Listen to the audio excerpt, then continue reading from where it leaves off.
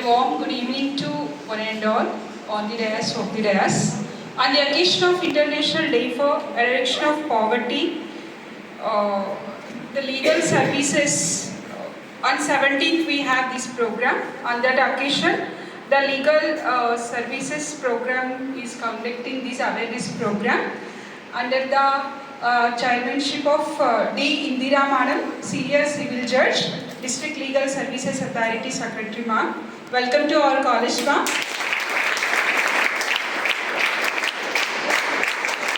I request the student to ma'am.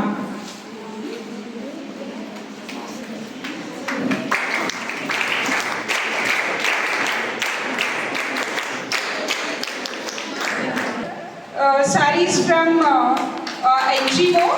Constituent, please requesting to present the bouquet to sir. Chandrasekhar sir. Oh, sir.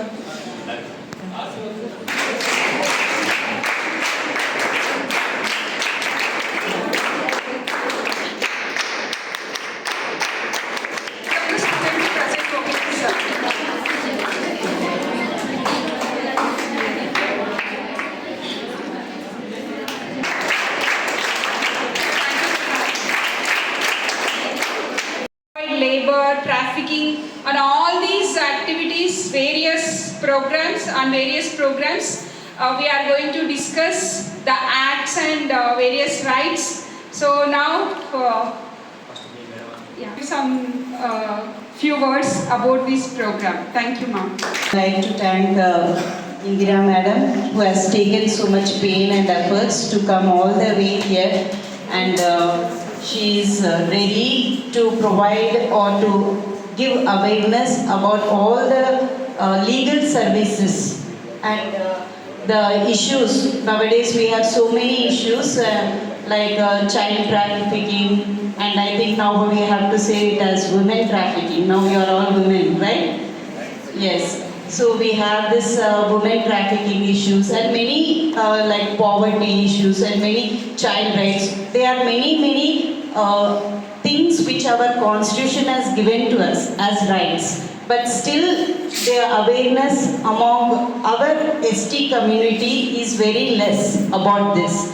And District Legal Services, I believe, is doing a very good job in extending this awareness programs to all our in future. They have to have full awareness on these issues. These are the burning issues, and if any change to be brought in this nation is only through the youth. That is what I think everyone believes.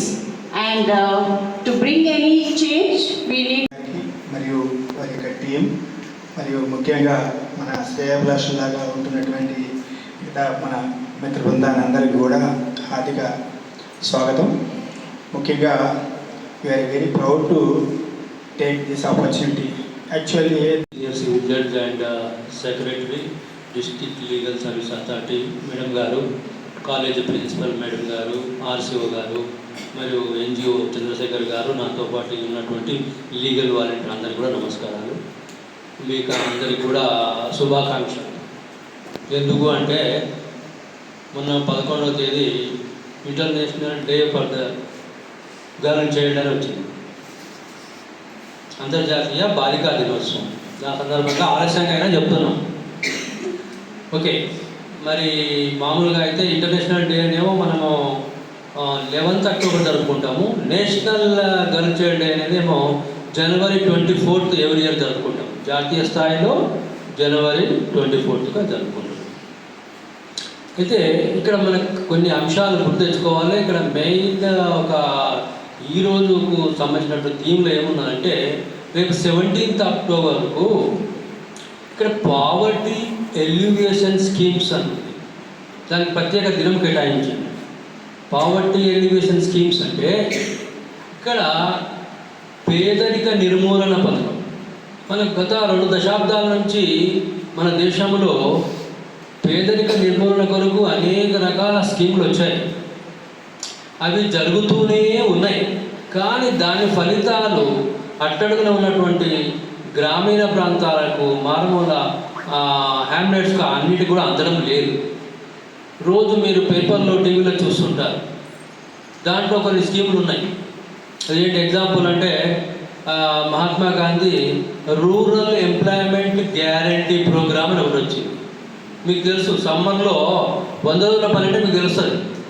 100 రోజుల పని అంటే తెలుసు కదా, దానికి ఒక పేరుంది, national rural employment guarantee programme. అంటే కనీసం కరువు కాటకాలు వచ్చినప్పుడు గ్రామీణ ప్రాంతాల్లో ఉన్నటువంటి పేదలకు 100 రోజుల పని కల్పించి ఆ 100 రోజులకు చనిపోయినటువంటి మరి వేతనం ఇచ్చినట్లయితే, అంటే డైలీ వేజ్ లెక్కన వాళ్ళు కనీసం కొంత ఇబ్బంది లేకుండా ఆహారానికి కానీ వైద్యానికి కానీ దుస్తులకు కానీ డబ్బులు పనికొస్తేనే ఆ స్కీమ్ పెట్టాను. అయితే దాంట్లో చాలా మటుకు అవకతవకలు ఉన్న సంగతి మీకు తెలుసు. పని తక్కువ, 2 గంటలు కూడా పని చేయరు ఎందుకంటే సార్ ప్రిన్సిపల్గా పనిచేశారు, డైరెక్ట్ కాలేజ్ ట్రైనింగ్ అసలు పనిచేసే టీచర్ కదా.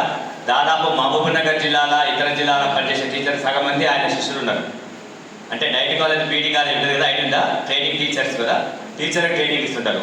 అలాగే అదృష్టం మీకు వచ్చేందుకు మేము ఏమనుకుంటే ఈరోజు సాయంత్రం వరకు మీకు చెప్తూనే ఉంటారు, క్లాస్ చెప్తారు చాలా విషయాలు. సార్ మంచిగా అన్ని విషయాలు నేర్చుకుంటారు.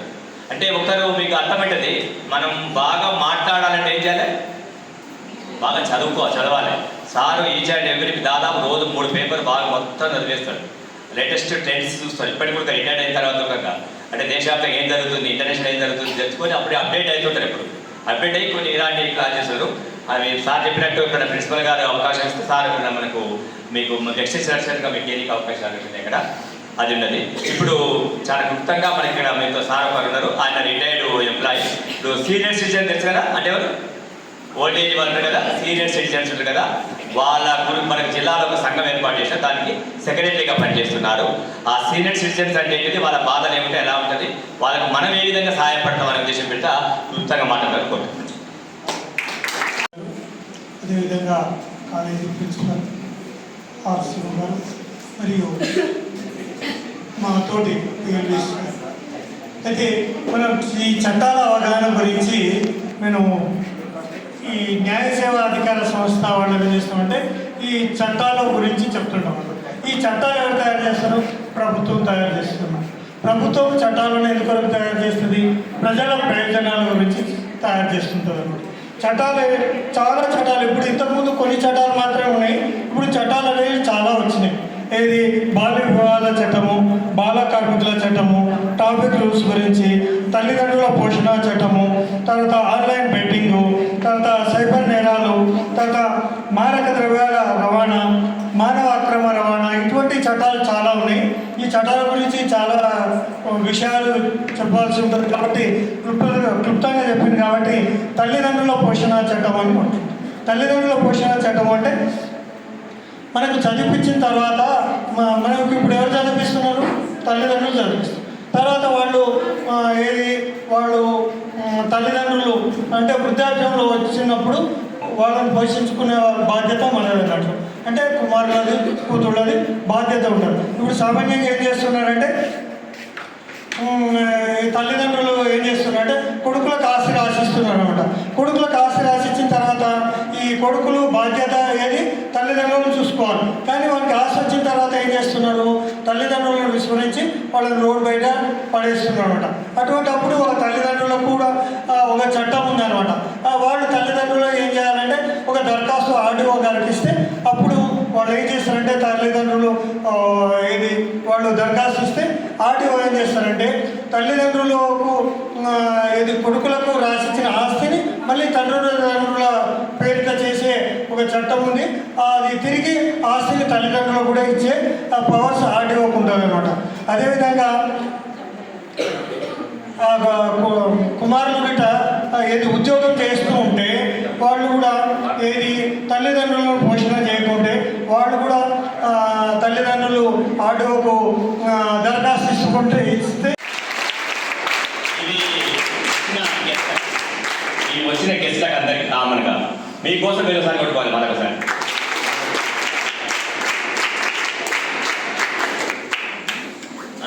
ఎక్కువ టైం తీసుకోవాలి, మీరు చాలా ఎక్కువ మాట్లాడకే లేదు, స్పెసిఫిక్ టైం ఉంది కాబట్టి సార్ వన్ డే పడుతుందంటే ఇప్పుడే చెప్పారు. వన్ డే పడుతుంది సార్, నాకంటే 1 అవర్ పోయి చెప్పాను, తర్వాత చూద్దాం అనుకున్నాము మేము అందరం. ఎందుకంటే చాలా పెద్ద మంచి అది ఉంటుంది, ప్రజెంట్ అనే అవసరం చాలా మనకి ప్రతి ఒక్క దగ్గర.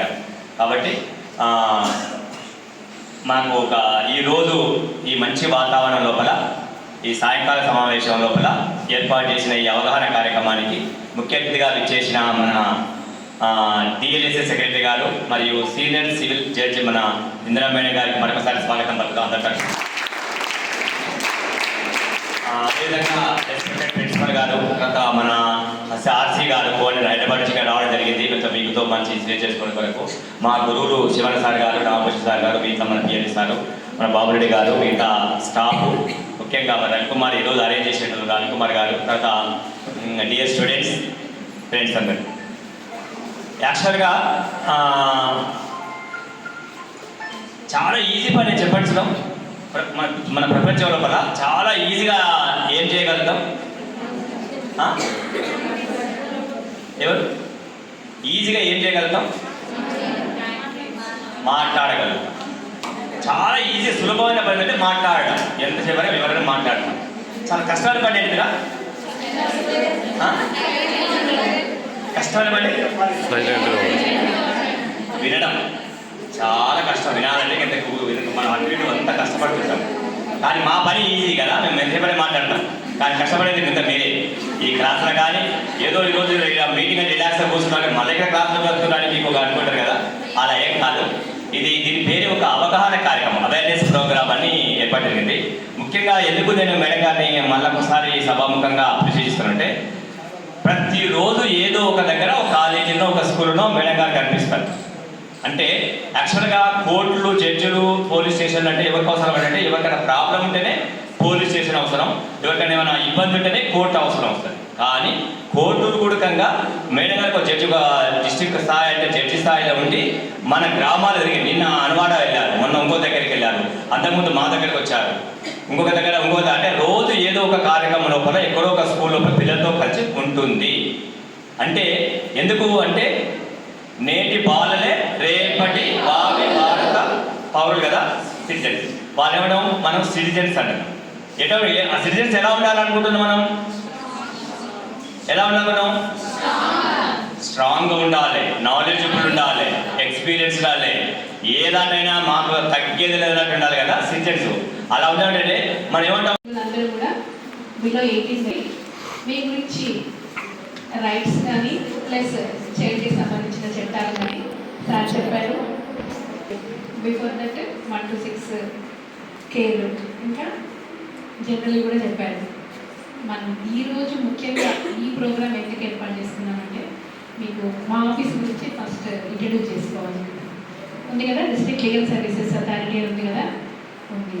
మరి కోర్టు అని ఉంది కదా, మరి కోర్టు జడ్జి కదా, మరి లీగల్ సర్వీసెస్ ఏంటి అని అనుకోవచ్చు. ఉంటాయి, ప్లస్ ఇంకా చట్టాలు ఉంటాయి, ఇంకా ఏముంటాయి, కొన్ని డిపార్ట్మెంట్స్ ఉంటాయి, పిల్లల రక్షణ చూసుకునే డిపార్ట్మెంట్స్ ఉంటాయి.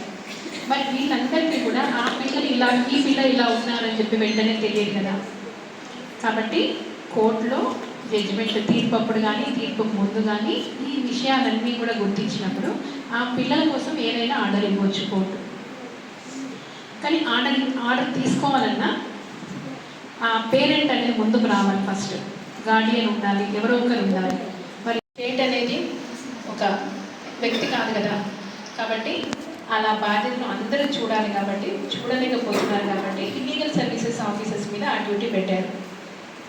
మరి మా లీగల్ సర్వీసెస్ ఆఫీస్ ఏంటంటే, దీన్ని తెలుగులో న్యాయ సేవా సంస్థ అంటారు.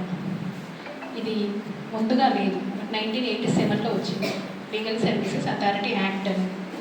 ఎందుకంటే దట్టమైన అడవుల మధ్య చెల్లా చెదరుగా పడి ఉన్న ఈ గిరిజన గ్రామాలే మన తెలంగాణ నాగరికతకు సజీవ సాక్ష్యం.